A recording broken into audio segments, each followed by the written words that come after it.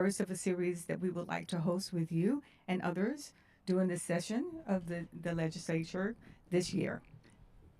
Lee? Welcome. And this is the third in series in our discussion. And I'm very honored to have Senator Nikki Merritt, Representative Sarah Draper, Representative Michelle Au with us. And today's conversation is wide topics. It ranges for all the events that's happened recent and upcoming legislation that each of you can share with our particular audience. And I have the first question to ask. As you know, Georgia suffers from another senseless shooting in Appalachia High School recently. Many parents, including myself, are wondering what can be done. I apologize. The live stream started at 11 when everybody wasn't in place, so we stopped and scheduled it for 11:15. So Okay. we're going to go live in 6 minutes. Oh, Okay, that's fine. well, that was the warm. That was the practice. That was That's good. You're good. It just gives me a chance to remind everybody about the cables. Okay. Yes, please.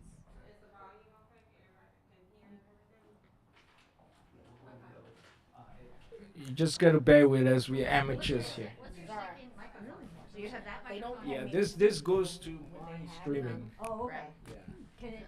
It'll You have to pick hold up. them both. Okay, well, pick up. Okay. Cool.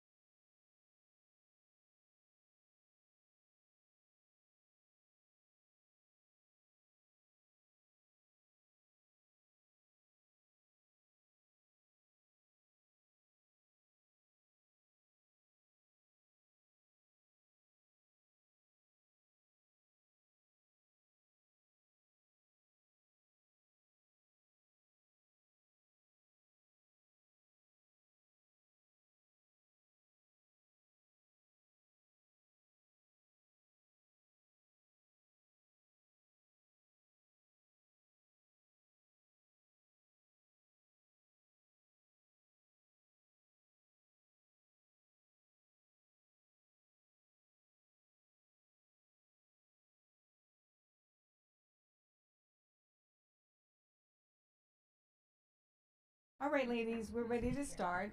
You ready? Third. Three, two, one. So good morning, ladies.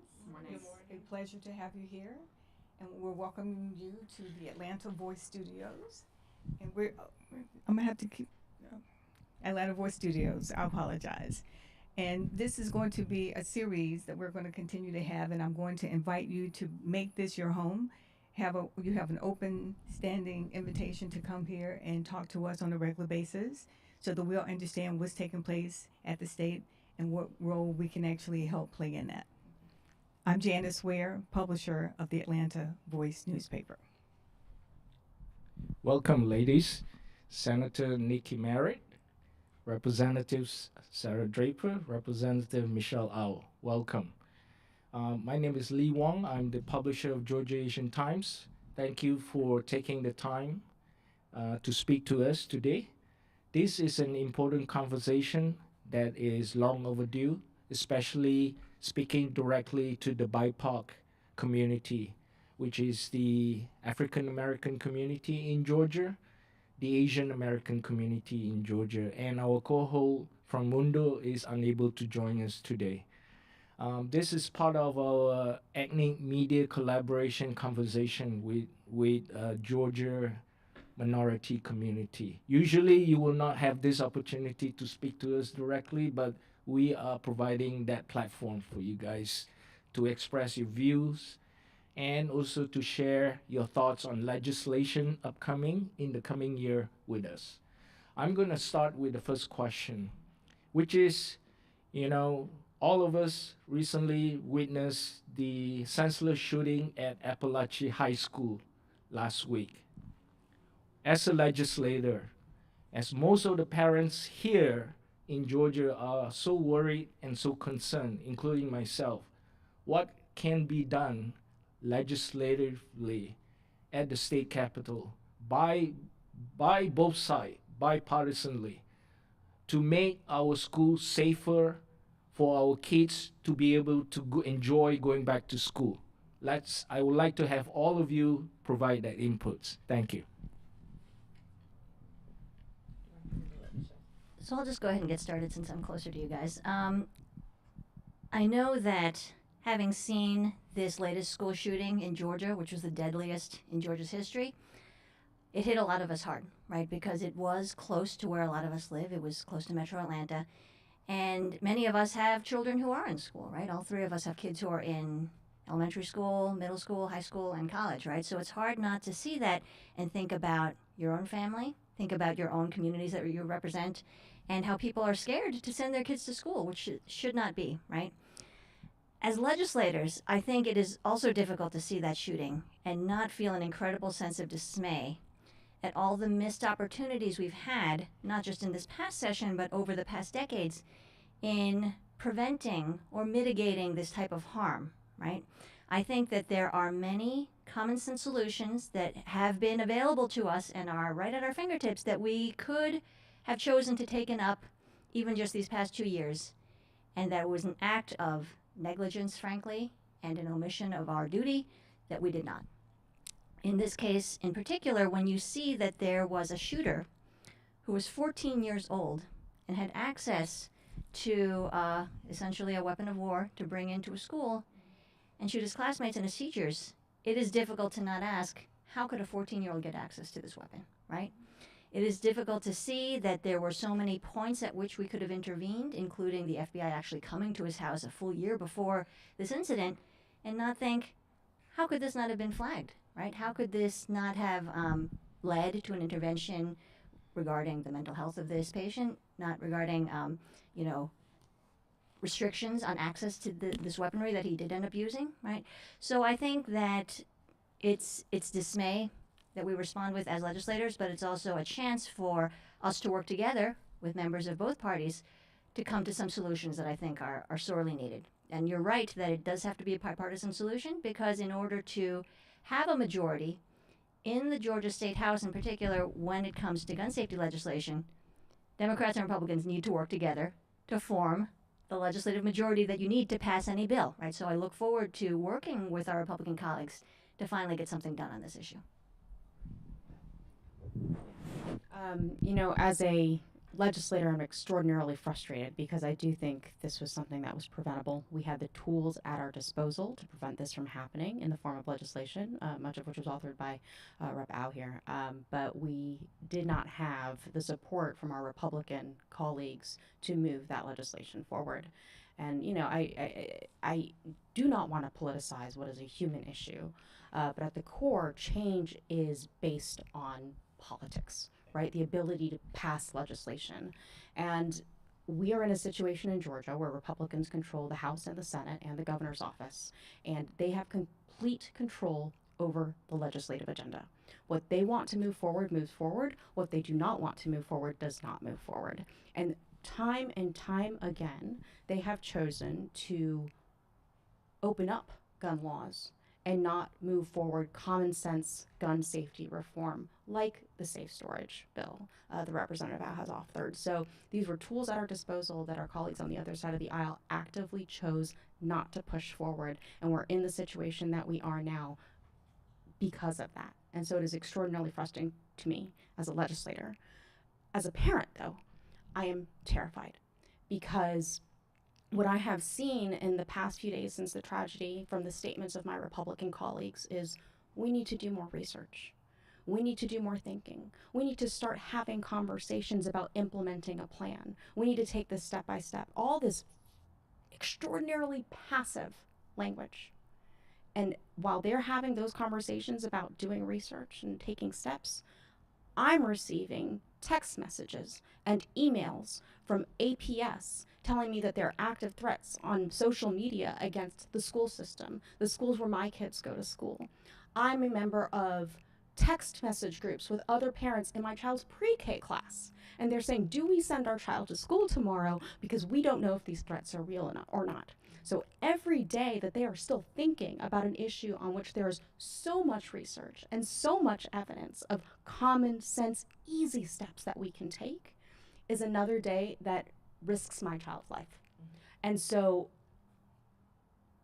it is so frustrating to see that is still the rhetoric that my colleagues on the other side of the aisle are using when every single day is an opportunity to make things safer for our kids. Yeah. For me, just to let you guys know, orientation-wise, that area of Appalachia High School is 20 minutes from my house. I used to actually serve that district, so it hit very close to home for us. And I want to give my sincere sympathies to those families and those children, and just to our community. And it is frustrating of how we got here, or why are we here. Our children are traumatized. And I know some of you have seen it. The kids are going on TikTok and they're sharing the stories of the trauma. It'll be trauma that they will never get over.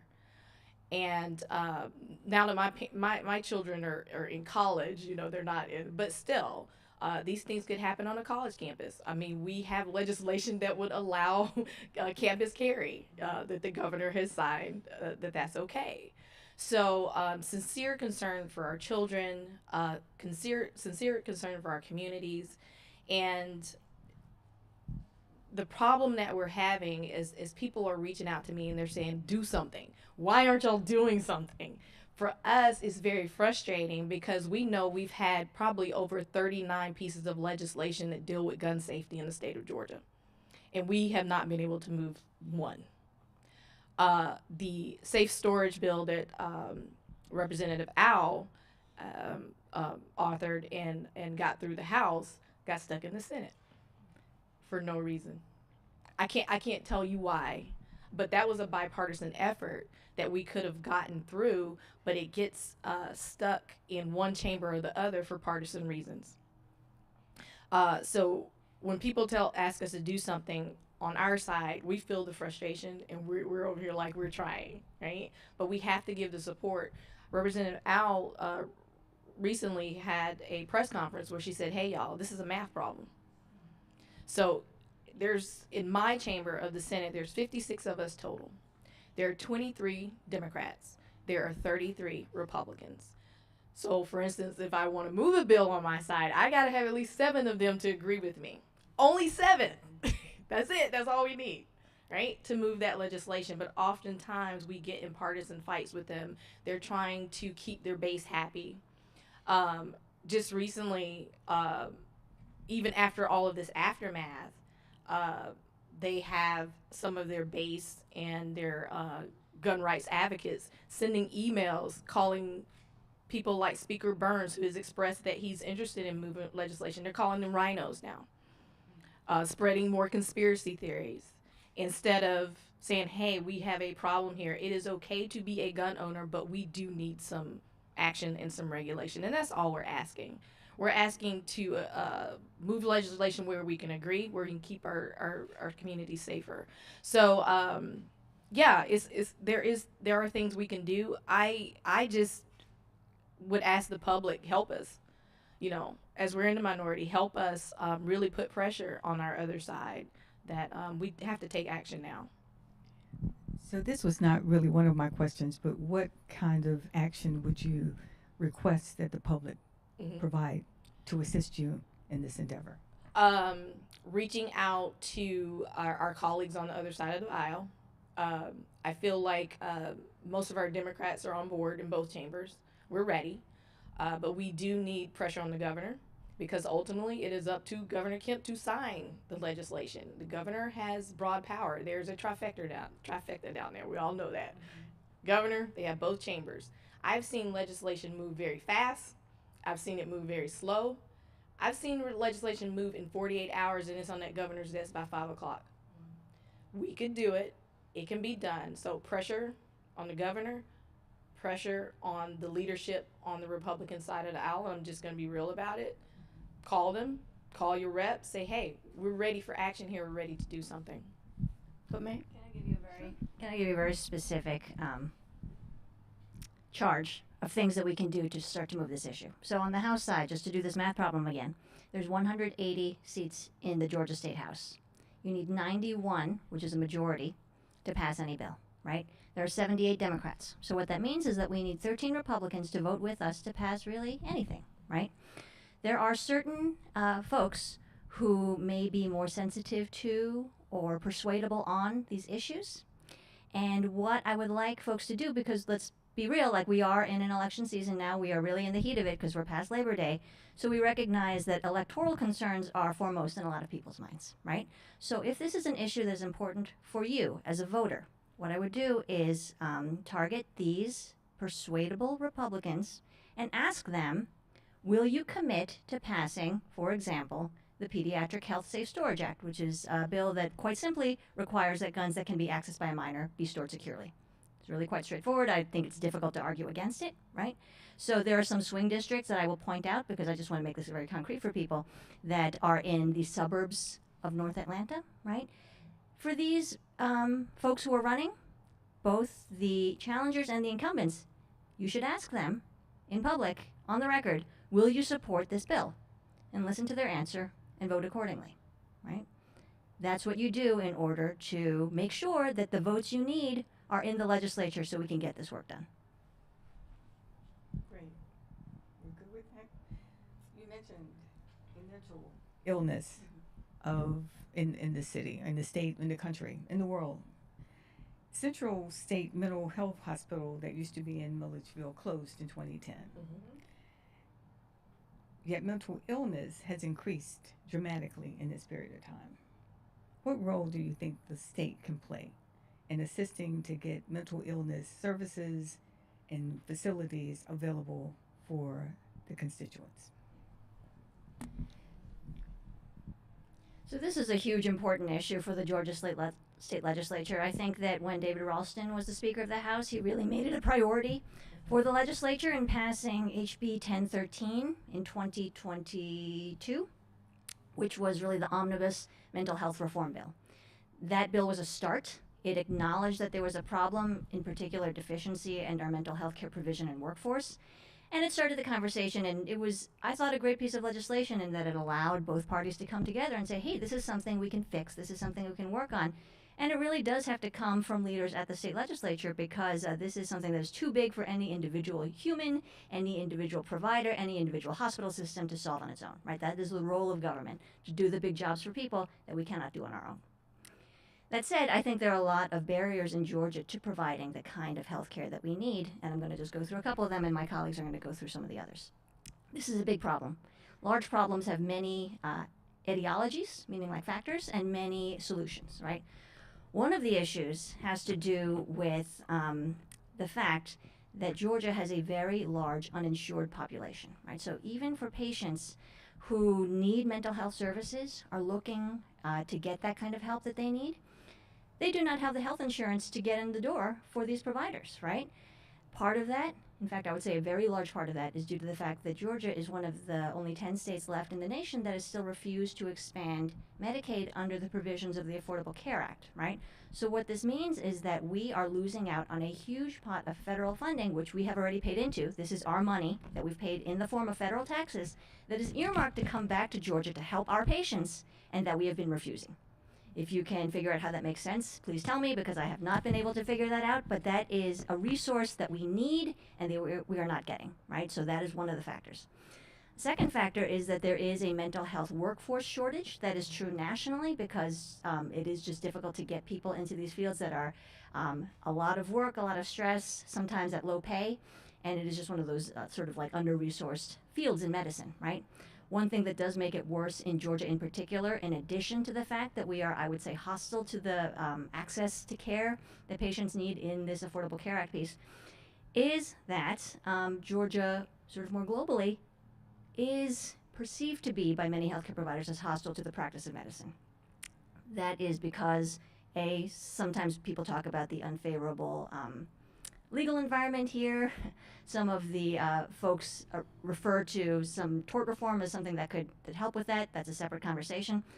But one other larger piece is that younger doctors, trainees, are reluctant to move to a state that has demonstrated it is hostile to reproductive health care in specific. Not just because of our patient care, criminalizing medical care is a huge problem that many people would not choose to walk into, but also many young practitioners are of the age where they're looking to start families, right? So why would you relocate and start your career in a place that is proven to be hostile to not just the practice of medicine, but support for families and reproductive health care choices? As Rep. Al has said, Medicaid expansion we know would help fill a huge gap in mental health services and just healthcare in general. We did come close this session in the Senate. We had a Medicaid expansion bill. It did get a committee hearing. Unfortunately, it died in committee, and we could not move that legislation. But we do know that is probably the most responsive solution. It'll start to mental health care. We've been able to get some legislation moved as Rep. Al said, and we've had like first responders bills. We've had that come through, and that would just have allowed first responders to look at whether this person needs mental assistance or are they truly criminal. So it's those types of legislation that we want to have sensitivity to and continue to see that. But we also need the resources and the money. And Medicaid expansion is our best hope for getting the resources and money through all of our communities, because it will take a state and local solution and partnership to deal with the mental health crisis that we have. We know I serve on children and families, and we are dealing with some areas in DFACS where children that we are trying to support in DFACS are not getting the mental health services that they need as well. Some of it is we just don't have the manpower. Some of it is we just don't have the resources. So again, I just want to reiterate that Medicaid expansion would go a long way in us being able to respond to mental health. You mentioned the closing of hospitals. I mean, that is a problem we have seen. It is a problem that the expansion of Medicaid would address. But right now in Georgia, we have 159 counties. Less than half of our counties have an OBGYN. And it's not unrelated that we have the worst maternal mortality rates in the country, and especially among our Black women population, right? So all of these things are related. The other thing I'll mention is that we were talking about mental health and the mental health bill that was passed 2 years ago, broad bipartisan consensus, but that was just a start. There was a secondary bill that was going to continue to expand mental health services that was passed the House this last session, but died in the Senate. So there was not the consensus that we needed to pass the second part of a very important mental health expansion of services bill. And I just want to connect some dots, because we started this conversation talking about gun safety. And if you look at the rhetoric of some of our colleagues, when there is a problem with guns, when there is a shooting, they will point to mental health as being a root cause of why there is a gun problem. It's not the guns, it's mental health. But when the Georgia General Assembly had an opportunity to offer more mental health services, they declined to do so. So I just would really encourage people to not only listen to what politicians are saying, but what are their actions saying. Those are great comments that you have provided on Medicaid and the shortcomings. Following up on the question on Medicaid itself, Governor Kemp has this program called the Pathway to Coverage, which require the citizens of Georgia to have a job in order to qualify for full Medicaid coverage. And the experts are saying there is a problem with that, because the work requirement is just too burdensome. And as legislator, are there ways that you can mitigate this and help in providing assistance to the community that needed help? Because this problem is not going to go away as long as the governor is in power. Your comments? So Georgia Access is the governor's own bespoke solution to what we have already talked about, which is that Georgia has the second highest uninsurance rate in the nation, right? So, in lieu of fully expanding Medicaid under the provisions of the Affordable Care Act, which is a solution that has been demonstrated over the past decade and a half, he has chosen this Georgia Pathways program, which requires patients to work a certain number of hours in volunteer work or other types of approved employment per month to qualify, right? And I think that to some people that sounds good, right? I think that this rhetoric that is floated, that people have to have skin in the game and all this sort of personal responsibility type of rhetoric is something we hear a lot from Republicans. And we can talk a little bit about the moralizing of whether people, quote unquote, deserve health care, maybe later on, because I have feelings about that.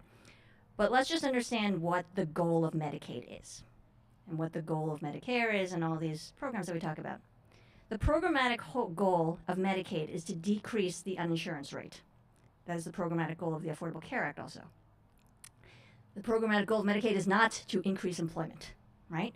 So I think on its face, and the argument that has been made by the Democratic administration is that this type of law is unconstitutional, that it does not serve what the federal goal of this program is, right? So you cannot gatekeep people's access to this by putting on these sort of restrictions. So that's putting that to one side. Does this program work? It does not, right? I regret to say that in some sense, because obviously the goal to give more people who cannot afford it health insurance is a good one, right? And I commend anyone who looks to expand access to care. However, what we have seen in other states that have imposed this type of work requirement, and I will point to Arkansas in particular, which also had this sort of plan in place. Arkansas actually pulled the plug on their very similar plan after about 9 months, because what they found is that patients actually were losing healthcare access, not because they weren't working, because we know that the majority of patients who are on Medicaid are already working, right? This is a false rhetoric that people are not working and looking to get, quote, free healthcare, right? What happened was that patients who were eligible and were working were unable to qualify because the way that you had to report the work requirements, the types of work that were accepted, and the time requirements, the difficulties in connecting with what we can probably understand to be a very dense bureaucratic program, made it unable for them to access that care. So people were losing health care. And in Arkansas, they actually pulled the plug on that program because so many people were being endangered by losing their health care. And since that time, they have fully expanded Medicaid under the Affordable Care Act, which is something that I hope that Georgia would look at. Like, we seek to learn from the mistakes of others so we do not make them again. Georgia, I think, ran headfirst into making this mistake, and it's being borne out over time. Again, this was predictable, this was avoidable, but hopefully as our Republican legislators who want to practice fiscal prudence, as we hear all the time, see the amount of money we are losing on this program and the very few patients that are gaining access, they will realize that this is an imperfect solution to what I think is a noble goal. And I just want to say what really troubles me when we're talking about Medicaid expansion and affordable health care plans and Obamacare, which, I know that word that, they hate to hear that. But what is troubling to me, I see more actions by the other side to continue to dismantle access. We're seeing attacks on ACA. That's happening even at the state level. At one point, we had the database, the federal database that housed ACA. And now the state has moved to a state-run database for those insurers. To me, that's just a step of, we want to take control of this, and it is also a step, in my opinion, to dismantle Obamacare and make it harder for people to gain access and have the coverage. That's just one of the things. We already know, and as Representative Al alluded to, we already know it is more fiscally advantageous for the state of Georgia to adopt full Medicaid expansion. And despite knowing the numbers, and we do have some colleagues on the Republican side that would support a Medicaid expansion bill, and they have seen the numbers and they have given the numbers to the governor. But despite that, we still can't pass Medicaid expansion. And I guess I sit frustrated, like, we know is more fiscally responsible. We know it would cover more people. However, we are still putting up roadblocks to make it harder for people to access insurance and medical care. We had to go through a whole recertification process this past 2 years for people to recertify their Medicaid expansion. That caused, in my opinion, people to fall off because the word didn't get out despite us, educating folks, letting them know you're going to have to recertify. I just felt like that was another roadblock to throw people off of healthcare. So when I look at it, it's just very troubling that people kind of come to me and say, well, why doesn't the governor care? Why doesn't he care that our healthcare outcomes in Georgia are some of the worst? I have doctors that come and speak to me. They just don't get it. They're showing me the numbers that, other states and other countries are taking care of their people better than the state of Georgia. And I discussed some of the roadblocks that we're having and the numbers issue that we're having. We're having a math problem. So it is very frustrating for us, and there's so much that we could do. I wish I had an answer as to why, but a lot of times you get kind of the sentiments of people and the constituents on the other side of the aisle. I don't want to pay for other people's health care. So then my conversation is, what is it going to take for us to get others to care about others? Where's the humanity in the community in that? Not just that, though, but also I think what we should ask people is, how much do you think it's costing you to not be funding Medicaid expansion, right? Because I think that's an invisible cost to people. They think, oh, I don't want to pay for someone else to get health insurance. It is costing us far more to have this on our healthcare. high uninsurance rate, Yes. and we just don't feel it the same way because it's not like when you go to the supermarket and you're buying a loaf of bread and you know how much that costs and you get a receipt. This cost of uncompensated care in Georgia is enormous, and that's why we see all these rural healthcare closures in addition to all the other problems we've talked about. So I think that's where we need to redirect people's attention when we talk about cost. That's great. The state of Georgia has a large reserve. What is that money slated for? And how can that money be used? I'll tell you what I know. I know we're sitting on a $60 billion surplus. Okay, y'all, that's extra money, not what we need to run the state. And our surplus is actually a higher percentage than most states. So we have a higher percentage of a surplus than most states. That's a good question of why we're not spending that money on, let's say, healthcare. Why are we not spending that money on housing? And we have a huge housing problem here in the state of Georgia. Is what everybody complains to me about. Not only is there not enough, but what is out there is not affordable. Rents aren't affordable. I saw a statistic where you need to make at least $35 an hour just to afford rent in the state of Georgia in the metro area right now. And we can have a whole nother conversation about wages. Because I'm a union person, so I take that very seriously. But I don't know what is being done with the money, but I do know on the housing front, we had advocacy groups that were only asking for $100 million of that $60 billion budget so that we could invest in better into housing. It wasn't going to solve all of the housing problem, but it was going to be a step in those investments. That happened last session. The governor would not approve $100 million just so that we can invest in housing. I don't know why.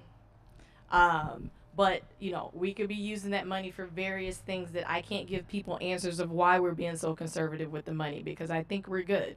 So anytime someone tells me that the state of Georgia does not have money, or, we do our appropriations hearing and we have certain services and that come and ask us for money and, we can't give it to them, there's no reason for it. Yeah, I mean, to me, it just comes down to what is the fundamental central function of government. Is it to spend as little as possible and save up as much money as possible? Or is it to invest in our people, give our people an opportunity to thrive? I think this is missed opportunity to invest in Georgians and help them help themselves.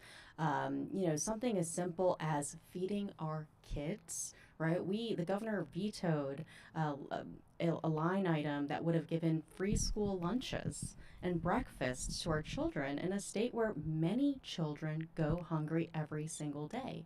I mean, talk about a basic need that if you even want to look at it from a fiscal point of view, if you invest a little bit of money up front in the health of children, what does that help them do? It helps them go to school, it helps them study, it helps them succeed, it helps them become fully functioning adults, right? But if they're worried about something so fundamental as food, all of that is too far for them to grasp. So it is a missed opportunity, again, to invest in our people, which is only going to make Georgia greater. And I do not understand the mindset that has led us to where we are right now. I love all the ideas I'm hearing from my colleagues about ways that we could use this money. I do have a little bit of an ideologic issue with calling it a surplus, because when you call it a surplus, that implies it is in excess of what you need to be spending. And I would argue that it is not in excess. I think that we have abdicated some of our responsibility in not spending it in the ways that we're hearing, right?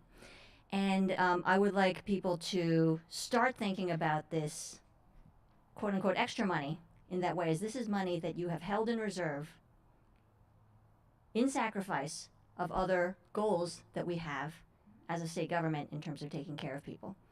One other thing I bring up is Georgia has an excellent Hope Scholarship program that I think we're all very, very proud of, right? I think that it's one of the crown jewels of our state that we have this Hope Scholarship. One way I think that we can further invest in the state, in our students, and frankly in our workforce, is to look to expand the Hope Scholarship to not just merit-based students, but also need-based, because I think that we can recognize that there are many students with incredible potential that may not manifest it in the ways that are visible on a transcript or in standardized test scores, right, which are the metrics that the Hope Scholarship tends to look at. This is, again, a missed opportunity. And when we talk about the state growing, having all these advanced industries coming to our state, which is wonderful, right, and having a workforce shortage in those arenas, how do we grow that workforce? We train our own.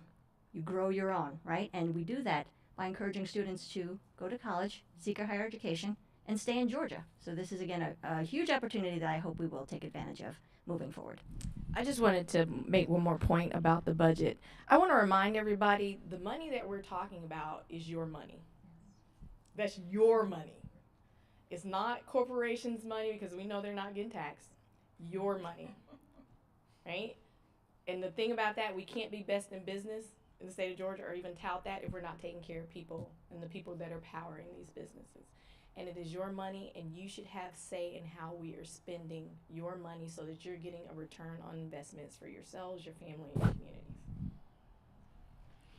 Those are great comments that you just share regarding the shortcomings of the governor. The perception out there in the Asian AAPI community is that Governor Brian Kemp is such a great governor. He is great, in my opinion, in bringing business to the state. But as far as delivering services to the community, especially the community of colors, there's a lot of shortcomings. And I want to thank each one of you for sharing that. My question is, what can the general public do to support each of the proposed legislation that you guys have coming in the coming year? What can they do on the ground to help you achieve your goal? Representative? Sorry, I haven't started yet. Yeah, no, I think we are at an interesting time in the political life cycle right now, because we're just a few months out from Election Day and even less time out from early vote, which starts October 15th. And I think politicians are most sensitive to feedback right before they're getting elected. And we have several districts. So first of all, Georgia is gerrymandered to death. There are the majority of House districts and almost all of the Senate districts. It's already done. Right, It's it's not already competitive. decided. It's not competitive. But there are a handful of competitive districts. And what is helpful to me is to know that there are two people running for these competitive districts that are on very different sides of many of the issues that we have discussed today. So for people who want to do their research and for people who live in those districts, they have two very different choices that they can choose from. And so what do their values tell them? Where do their values align? If they agree with a lot of the things they are saying, maybe they need to be looking at some of these challengers who are coming up and challenging some of the folks who have been in the legislature a long time but have refused to move the needle on these issues that we're talking about right now. So knowing if you live in one of those flippable districts and knowing what positions people are taking, and look not at what they're saying right now. Look not at what they're saying right now, because a lot of people in these flippable districts are for the first time talking about gun safety, for the first time talking about our schools, for the first time talking about our kids. Look at how they voted in their time in the legislature, because there is a large divide. And I just want to reiterate that. I mean, we're in session, just to let everybody know, from January until March.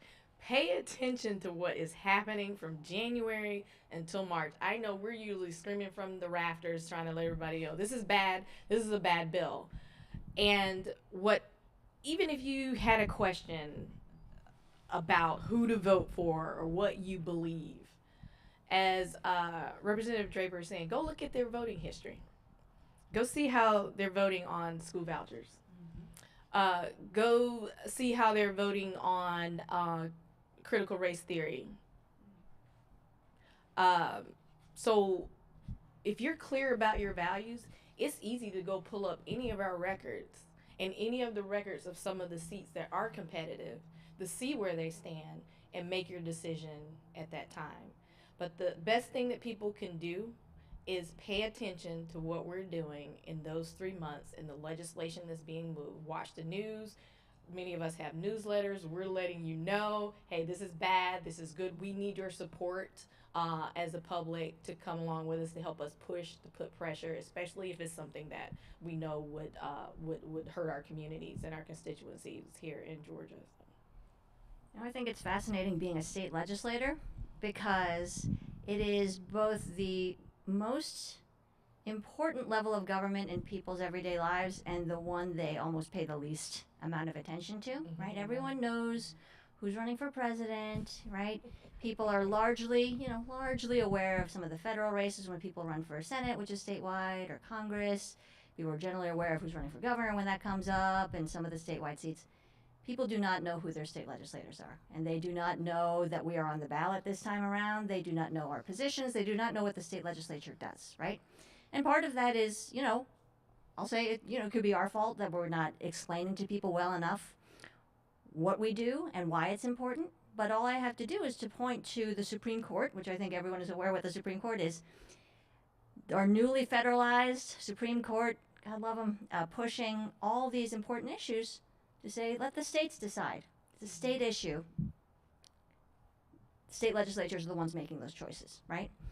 So that means it's incumbent upon us not just to use our power with our vote, which we talked about, but also it does take a little work. It takes research to know what's going on, right?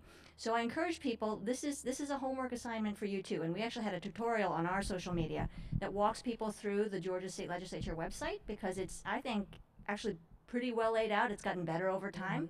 How to look up a bill, how to look up your legislator, how to look up their contact info, how to look up their voting record, how to look up what bills they've sponsored, look up what bills they've co-sponsored, right? There's so much information that's out there. You can watch committee hearings after the fact and see the discussion. I would say 80% of the work that's done is before a bill hits the floor. That's available to people, but I know no one watches the committee meetings. We try to share them when we can, but this is really important information. So it's not just that you have the power to vote us in or out, but you have the responsibility to know what's going on. That's quite interesting, and I appreciate those answers. So technical colleges are a valuable asset in this state, yet the funding that we have in reserves, possibly, could be used to help fund more of those colleges and the programs that exist. Specifically, the dual enrollment program, which I think is phenomenal, but a lot of people are unaware of that dual enrollment program. How can we better serve our constituents and our readers about the program, and what can you guys do to assist those technical colleges in getting more resources?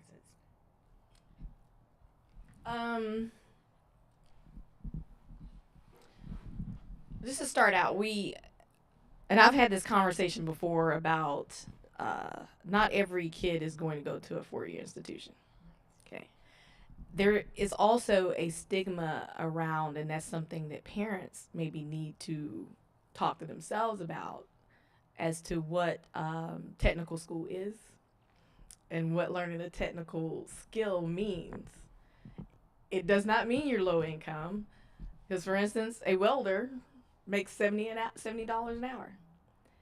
So we need to have a whole nother conversation on four-year institution versus what a kid may be able to get out of a technical institution or 2-year, and still be able to make a good living, still have the same opportunities, but just in a different way as a four-year institution. So we need to have a whole nother breakdown of what that means. But what we can do and what we do at the state, and we have had some funding measures that do push money to our technical schools, but we also know that a lot of that money goes to the big universities, the university system of Georgia, and maybe we should be looking at diverting more to more investments into our technical schools. But I think most anything, and what I'm trying to get across, is the education piece. The education piece is not just at the state level, but it's at the county level, and then drilling down to our schools. So something is being missed from, I guess,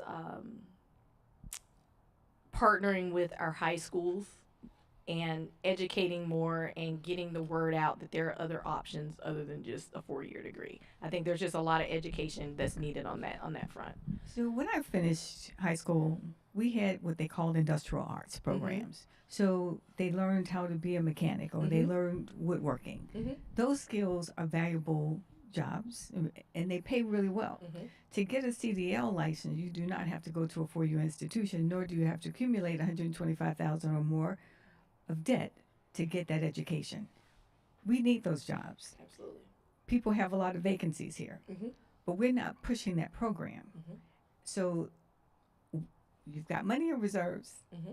that we could use to really be advertising in publications like ours to tell our readers that your child could be earning this amount of money, and it wouldn't cost them anything to do that because it's dual enrollment. Mm-hmm. I don't know if that message is being disseminated as well as it should or could. And I would like to implore you to kind of say, let's figure out a pot of money that could be utilized to bring those resources back to our communities. One thing that you're bringing up for me is that we have a major labor shortage here in Georgia. I mean, it has been a massive problem and has been keeping us from meeting the potential that we have on an economic level. And, you know, there's a reticence, I think, of a lot of people to move to Georgia, especially if they're coming from union states, because there's a huge hostility towards organized labor here in Georgia. And so those people are not going to come here and fill those vacancies. And so it is, what option is left? It's training folks within Georgia to take a lot of these jobs that we cannot fill but are great, wonderful jobs. So yeah, I think you're absolutely right. We have to do more to promote that, particularly if we're not going to loosen restrictions around unionization. Here are two concrete solutions in terms of getting this word out. One is that there has been conversation in the past about making technical colleges tuition free, right? That is something that Representative Stacey Evans has worked quite a lot on. And I know that when I spoke with her about it and I looked up what the estimates would be for that cost, it was shockingly low to me. Like, it was low enough that I texted her. I was like, am I reading this correctly, right? I'm not going to quote the number now because I don't want to say a number out of it, but it is very low, and it's an incredible investment in our students, right? So I think that making that move would allow more people to entertain that option. I think that would rise it above the water level for people to know that that's going on. The second thing is that Georgia has recently adopted something which I actually think is great. It's called the Georgia Match Program, which helps students in Georgia be aware that there are more schools in Georgia that they can go to under the Hope Scholarship than just UGA or Georgia Tech, right? Because we want more students to be able to plug in. And I think that this lack of awareness about all the options available to them is a major impediment, right? So I think, to the governor's credit, I think that's a great idea. I think he got it from another state where it worked very well. And I look forward to seeing this next year of students getting their Georgia Match letters telling them what all schools they can instantly get into based on their test scores, right?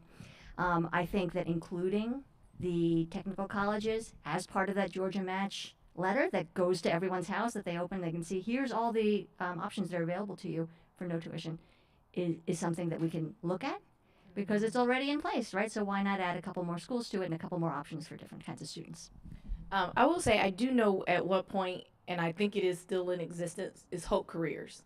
And what that is, the state of Georgia has a list of technical careers in demand that they're looking for, that they will pay for the 2 years. We had it, I know with my children, I have to look back as if it's still existing, but I do know Hope Careers, and if it's not, maybe we need to amp that up and put money back into that program. But it did pay for those 2 years under the, and you didn't even have to have it wasn't no GPA requirement. You just had to be interested in one of these in-demand technical skilled worker careers, and the state would match that money and pay for it for you. I don't have any more questions. So why don't we give you an opportunity to talk about some things that you are interested in that we may not have brought up? I think we hit on it. I'll let you. I have one. Look, I think voting rights is such a critical issue here in Georgia, right? I think that ensuring that everyone their vote counts, that everyone's vote is counted, is critically important to the functioning of our democracy, to our confidence in elections. And I think that we have had an assault on our institutions since 2020. We have had many people in Georgia repeat the lie that the election was stolen and that it was rigged here in Georgia specifically. And I don't think we have had enough people push back against that. Because the reality is that for our colleagues on the other side, sometimes that narrative benefits them politically. And so even when they push back only halfway because they say, okay, well, maybe it wasn't stolen, but maybe we can fundamentally alter our voting laws to give you confidence in our elections and in a way that politically gives us an advantage. And I think that is what we have seen over the last 4 years in Georgia. And in doing that, I think they've been playing with fire. Because now we are on the cusp of the 2024 election, and you have groups of people who are very loudly saying the election was stolen in 2020, and it's going to be stolen in 24, and that things have to happen now so that it's not stolen in 24. And we have a pressure cooker situation that is on the verge of bursting if someone doesn't let the steam out. So being consistent about our messaging and voting rights, that we have fair elections in Georgia, that we have free elections in Georgia, that it is functioning, right? And that people's votes count, I think is a very important messaging from all elected officials on both sides of the aisle, and not feeding into this narrative of conspiracy and, frankly, just craziness. So I think that's something that, regardless of the outcome in November, we all need to encourage our elected officials to do. So I do have one other, housing and homelessness. I can talk to you about the housing piece. Okay. So, as I was saying before, housing is a huge issue, and the legislature, to a large extent, has really failed to address housing in a significant way. It seems like we're always kicking that can down the field, but we can no longer afford to ignore the problem. It's the problems I touched on before. We just don't have enough, and what we have is it's not affordable, and then we have corporate investors coming in and scooping up what we do have. We have a huge rent problem. So what I'm still going to continue to advocate for, and what we were able to get a hearing on and get the bill out of my urban affairs committee, is a rent control bill.